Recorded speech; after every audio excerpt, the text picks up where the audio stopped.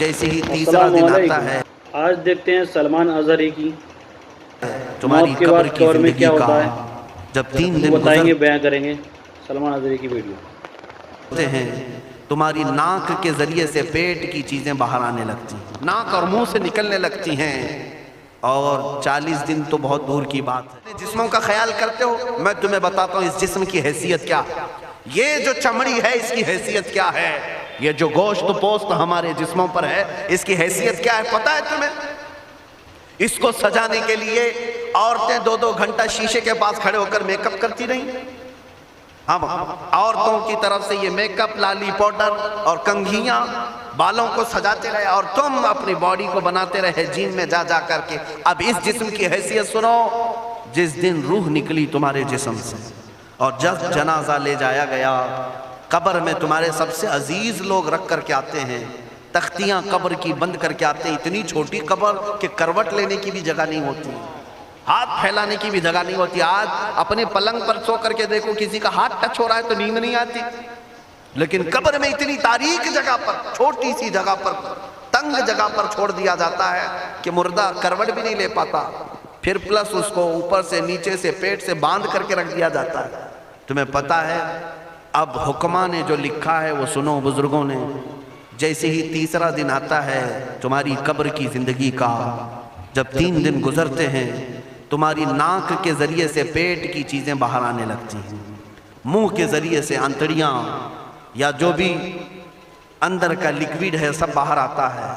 5ویں دن کان کے اندر سے بھیجا نکلنے لگ جاتا ہے، یہ جو بھیجا سر کے اندر ہے وہ ختم ہو کر کے سڑ کر کے پیپ کی شکل میں کانوں سے باہر آنے لگ جاتا ہے۔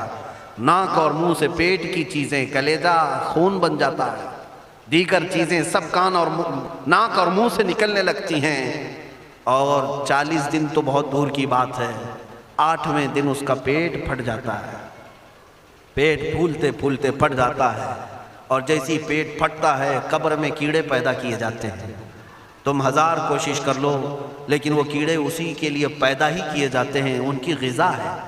وہ ناک سے نکلا ہوا گودا، منہ سے نکلا ہوا گودا کھانے کے لیے کیڑے جمع ہو جاتے ہیں، پورے جسم پر طاری ہو جاتے ہیں۔ پیٹ جب پھٹ جاتا ہے تو اتنی شدید تعفن والی بو آتی ہے کہ قبریں بند ہوتی ہیں، ورنہ کئی لوگ صرف بو سے بیمار ہو جاتے ہیں، کئی لوگ۔ اور یہی ہمارے جسم کی حیثیت ہے، یہی ہمارے جسم کی حقیقت ہے۔ اور چند دن گزر جاتے ہیں کہ اس کی آنکھوں کی پتلیاں لٹک کر کے باہر نکلتی ہیں، اس کی آنکھوں کی پتلیاں باہر آ جاتی ہیں اور گڑے پڑ جاتے ہیں۔ اب جو جسم کے اوپر موجود گوشت ہے اس کو چونٹیاں، مکوڑے اور کیڑے کھانے لگ جاتے ہیں، کھاتے کھاتے 2-3 مہینے کے اندر اس کو صرف اور صرف ڈھانچے کی شکل چھوڑ دی جاتی ہے، ہڈیاں باقی رکھی جاتی ہیں۔ جن بالوں میں تم کنگھیاں کرتے ہیں ان بالوں کی جڑوں میں پیپ پیدا کیا جاتا ہے، ہر بال کی جڑ پیپ بہاتی ہے۔ اور جن چہروں پر تم پاؤڈر لالی لگا کر کے اس کو سجایا کرتے ہیں آئینے میں کھڑے ہو کر، ان چہروں پر اللہ تبارک و تعالیٰ ایسی جھریاں پیدا کرتا ہے۔ یہ تو عام لوگوں کی بات، اور اگر گنہگار ہیں تو ان کے چہروں پر بچھو چھوڑ دیے جاتے ہیں، بچھو چھوڑ دیے جاتے ہیں۔ کئی لوگوں کی قبروں پر سانپ ان کی ناک کو ڈستے رہتے ہیں اور ان کا گودا پیتے رہتے ہیں۔ سانپوں کا عذاب، بچھوؤں کا عذاب، یا قبر کے عذاب کے ساتھ یہ جسم گلا دیا جاتا ہے، ہڈیوں کے سوا کچھ نہیں باقی رہتا۔ تم کیا سمجھتے ہو مرنے کے بعد احساس نہیں ہوگا؟ مرنے کے بعد ہر درد کا احساس دگنا کر دیا جائے گا۔ آج زندگی میں جتنا تمہیں چونٹی کاٹنے سے درد ہوتا ہے، مرنے کے بعد یہ درد 10 گنا زیادہ بڑھ جائے گا، تمہیں اور درد ہوگا، اور درد ہوگا۔ یہی جسم جو کیڑوں کی غذا بن گیا، کفن ختم ہو گیا، ہمارے جسم میں پیٹ کا گودا باہر آ گیا، آنکھوں سے کانوں سے ساری چیزیں لیکویڈ ختم کر دی گئی، بھیجا کانوں سے بہہ کر کے نکل آیا، بچا کیا ہمارے پاس؟ جس جسم کو ہم سجاتے رہے، سنوارتے رہے، اس پر ہزاروں پیسے بہاتے رہے، یہ جسم 40 دن کے اندر کیڑوں کی غذا بن گیا، سب ختم ہو گیا۔ میرے عزیزو، ہر انسان کے جسم کے ساتھ قبر یہی کرتی ہے، قبر دباتی الگ ہے، کیڑوں کا عذاب الگ ہے، بچھوؤں کا عذاب الگ ہے، لیکن یہ سب کے لیے احکام نہیں۔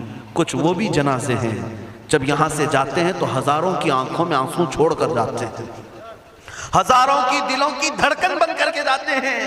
ان کے جنازے جب جاتے ہیں تو اللہ کے ملائکہ بھی فرشتے بھی ان کے جنازے کو اٹھانے کے لیے زمین پر آتے ہیں۔ یہ کون لوگ ہیں؟ جو اپنے سینوں میں عشق مصطفیٰ کی شمع روشن کیے ہوئے تھے، جینا چاہتے تو مصطفیٰ کے لیے، مرنا چاہتے تو مصطفیٰ کے لیے۔ فاضل بریلوی نے کیا خوب کہا، لحد میں عشق رخ شہ کا داغ لے کے چلے، اندھیری رات سنی تھی چراغ لے کے چلے۔ جب قبر میں جاتا ہے ایک عاشق رسول، اسے رکھا جاتا ہے، کفن اس کا بھی ہے، جسم اس کا بھی ہے، لیکن فرشتوں سے بھی کہا جاتا ہے اسے آہستہ سے جگانا، محمد عربی کا غلام ہے، رسول پاک کا وفادار ہے، اور کیڑوں کا اس کے جسم کو کھانا تو دور کی بات، فرمایا گیا قیامت تک اس کے کفن کو بھی میلا ہونے نہیں دیا جاتا۔ نہ تمہاری آنکھ سے، نہ تمہارے ناک سے، نہ تمہارے چہرے سے کوئی گودا باہر آتا ہے، کچھ نہیں میرے عزیزو، جسم تر و تازہ سلامت رکھا جاتا ہے۔ 1000 سال کیا 10,000 سال گزر جائیں، حوادث زمانہ بھی آئیں، لیکن اس کی قبر میں اس کا جسم سلامت رکھا جاتا ہے۔ اب تمہارے ہاتھ میں فیصلہ ہے، کون سا جسم بنانا چاہتے ہو، وہ جو کیڑوں کی غذا بن جائے، یا وہ جس پر فرشتے بھی اتر کر سلام بھیجیں۔ میں نے خود میرے مرشد گرامی کے جنازے میں حاضری دی، حضور تاج الشریعہ بدر الطریقہ رحمت اللہ تعالی علیہ، جس مرد قلندر نے اپنی پوری زندگی عشق مصطفیٰ میں گزاری۔ آج تم نعرے لگاتے ہو تاج الشریعہ تاج الشریعہ، ان کے شب و روز دیکھے تھے کبھی؟ ان کی صبح اور شامیں دیکھی تھی کبھی؟ بہت پیر ہوں گے جو باہر پیر ہوں گے، اندر پیر ہوں گے، لیکن تاج الشریعہ کو میں نے اندر بھی دیکھا ہے، باہر بھی دیکھا ہے۔ آنکھیں بند بھی ہوتی، آنکھوں سے اگر کوئی چیز نظر بھی نہیں آ رہی ہوتی، تب بھی اتنا خیال ہوتا کہ کہیں سطر تو نہ کھل گیا ہو، کہیں پائجامہ اوپر تو نہیں ہو گیا ہو، سونے کے حالت کی بات کر رہا ہوں، کوئی نہ ہو تب بھی یہ خیال باقی رہتا۔ کون سا ایسا دن گزرتا جب وہ دلائل الخیرات نہیں پڑھ رہے ہوتے، قصیدہ بردہ شریف نہ پڑھ رہے ہوتے، ہزاروں سفر کی مصروفیات کے باوجود حضور پاک کی محبت کے نغمات میں کوئی کمی نہیں آئی۔ لیکن میں آج آپ کو ایک بات بتا دوں، جب انتقال ہوا وہ جمعہ کی شام تھی، اور ہمارے مردوں کو 6 گھنٹے 10 گھنٹے میں ہم کو قبرستان سپرد کرنا پڑتا ہے، 12 گھنٹے رکھ دیں تب بھی فریج منگوانا پڑ جاتا ہے، اس کے بعد قبرستان کے حوالے کر دیں۔ میرے مرشد گرامی کے انتقال کے بعد 48 گھنٹے رکھے گئے تھے، 48 گھنٹے رکھے گئے، اور اس کے بعد جنازہ پاک کو غسل دے کر لایا گیا۔ یہ فقیر قادری جنازے کی گاڑی میں شریک رہا، حضرت کے قدم پکڑ کر کے میں قبر تک رہا۔ میں آپ کو صرف اس لیے یہ بات عرض کر رہا ہوں کہ جب گاڑی جنازے کی چلتی تھی، میں نے زندگی میں بھی حضرت کے ہاتھ پکڑ کر کے ادھر ادھر چلائے۔ حضرت کے ساتھ جب جانا ہوتا تو بازوؤں کو ہم تھامے ہوتے، ہم کیا چلاتے، ہمیں وہ خود چلا رہے ہوتے، لیکن یہ ہم برکت کے لیے پکڑے ہوتے۔ جو نرم و ملائم جسم تھا، میں نے وفات کے بعد جنازے میں کھڑا ہو کر کے دیکھا، قدموں کو پکڑ کر، نہ نرمی میں کمی آئی، نہ ملائم ہونے میں کوئی کمی تھی۔ اور جب گاڑی آگے چلتی تھی،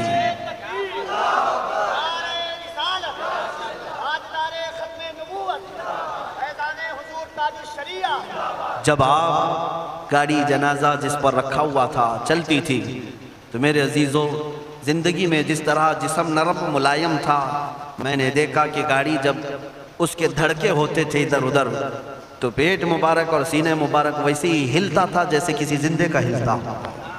ہاتھ پر انگلی رکھے تو خون سرک جائے اور پھر اپنی جگہ پر آ جائے۔